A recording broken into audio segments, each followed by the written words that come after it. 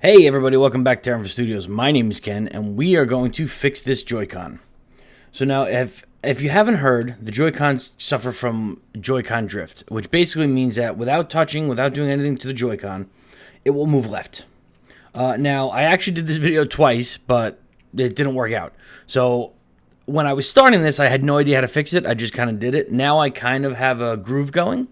So it may go a little faster than I normally plan, but the first thing I want to do is show you how to check to see if your controller is having this same issue.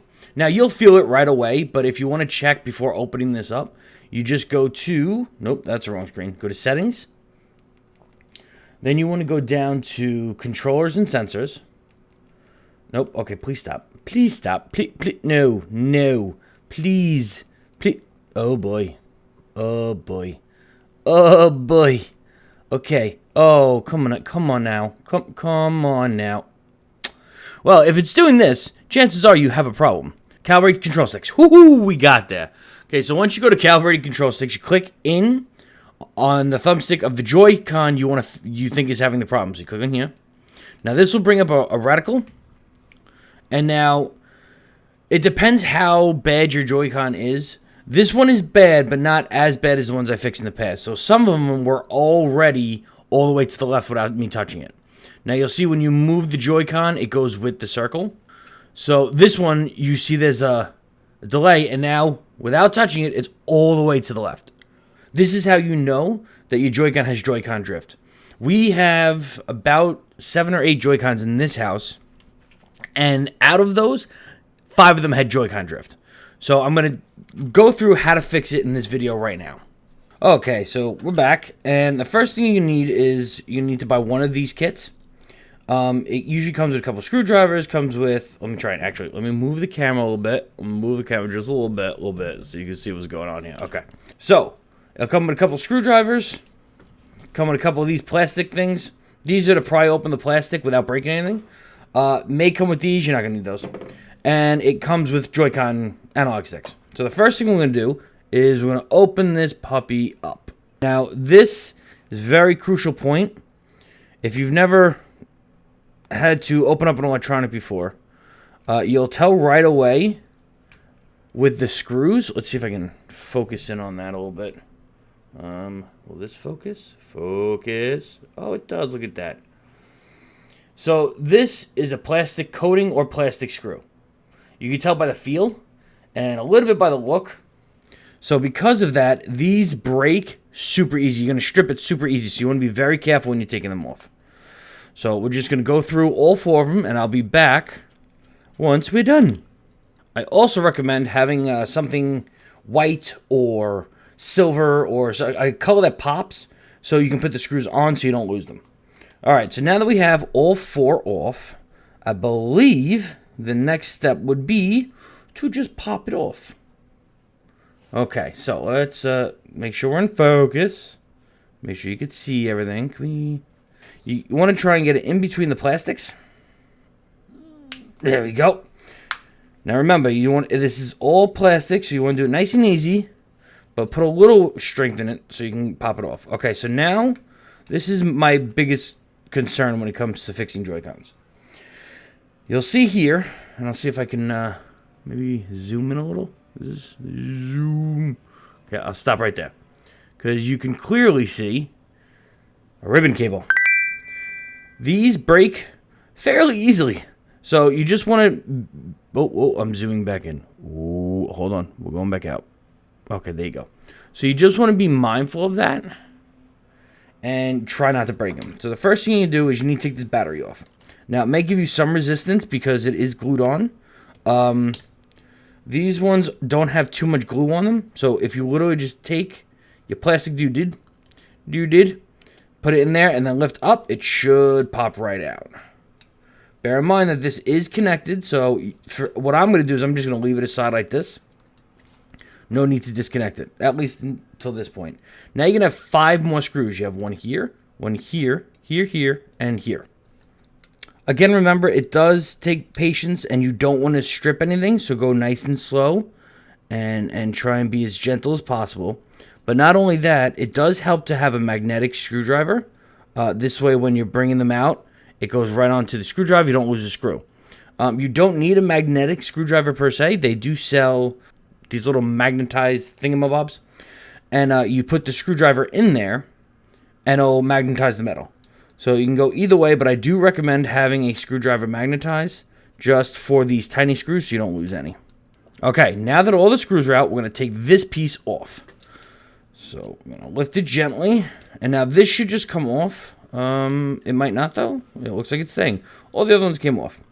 Okay, oh no, this piece comes off. That piece doesn't. This piece comes off, which is kind of a pain.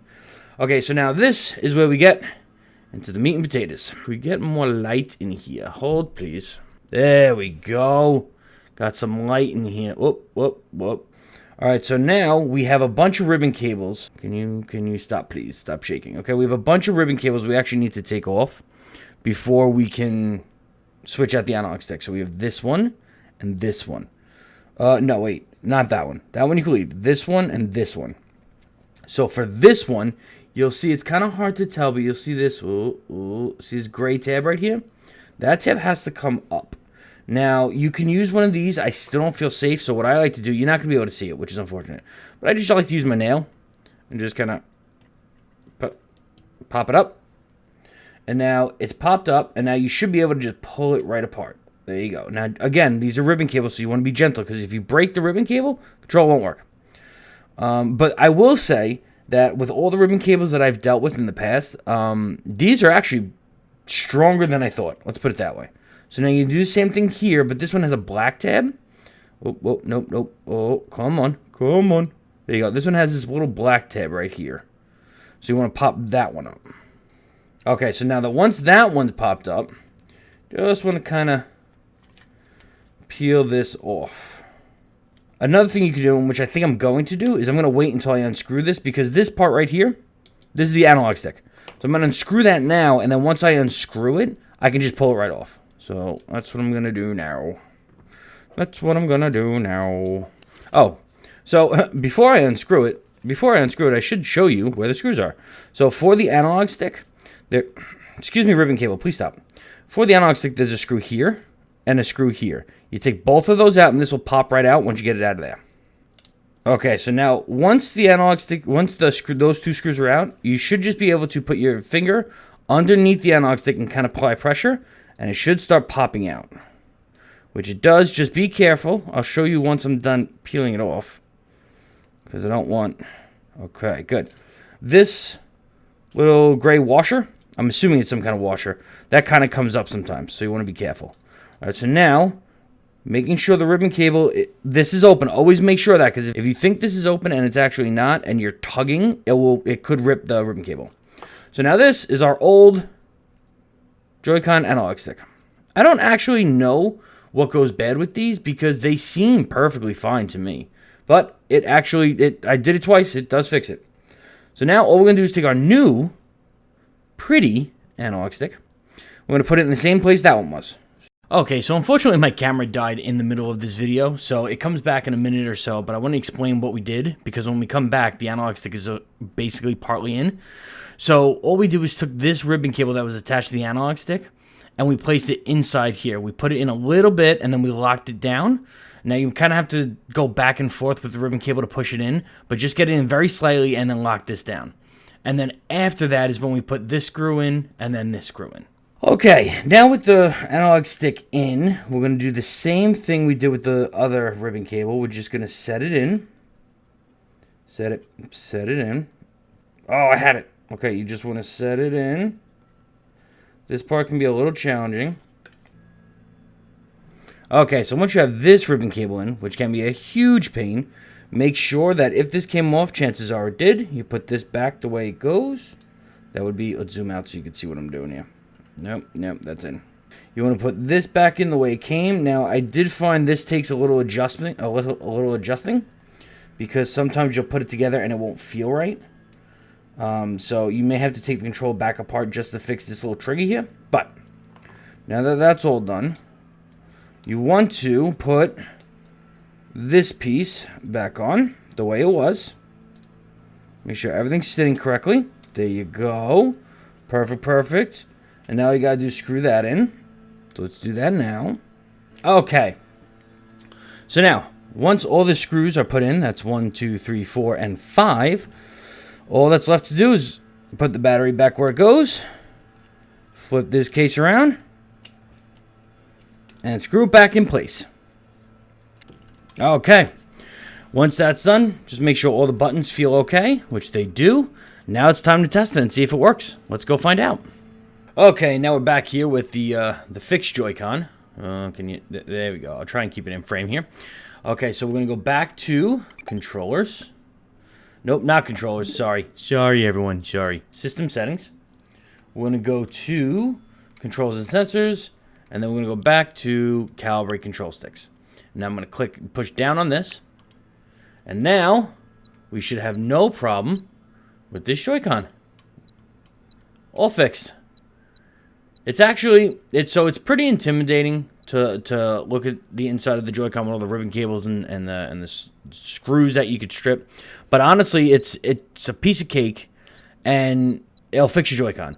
Now, I should say this now, Nintendo will fix it for free, but you have to send it to Nintendo, and they can't guarantee when you're going to get it back. That's why, that coupled with me enjoying fixing electronics, is why I decided to do this in the first place. So, I hope everyone enjoyed the video. If you did, leave a comment in the comment section below. And as always, stay happy, stay healthy, stay pixel perfect.